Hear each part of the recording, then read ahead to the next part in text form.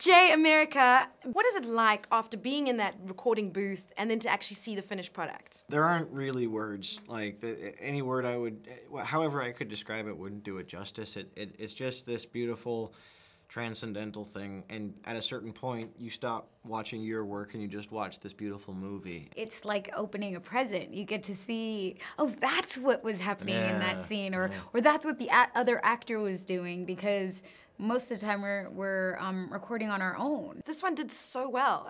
Oscar nomination, you got an Annie Award, the first one. Yeah. Any hesitations, you know, coming back to do the second one? Absolutely none. I will do this as long as they have me. Like, it's a role of a lifetime. It's a story of a lifetime. There's a burden of satisfying that audience and living up to what you've given them the first time around.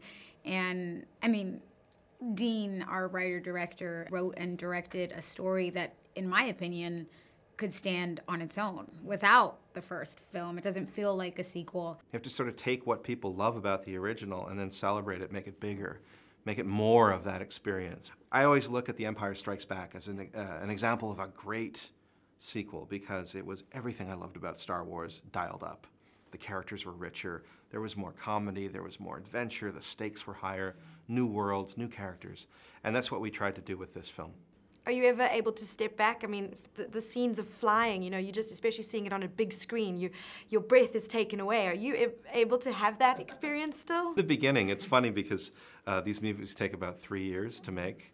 So most of the sequences that go into the film are either exciting or funny or emotional. Those first couple times you see them. By the end of year 3, you're just staring at colors and shapes and hope that people have a good response to it. But you have to remind yourself of that first reaction you did have.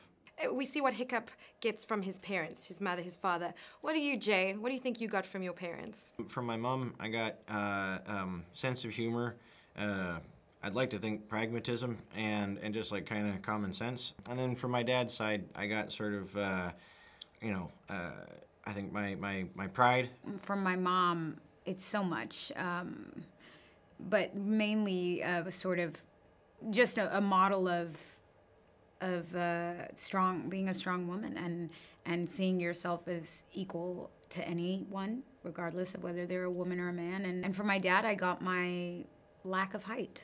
I got that from both my parents.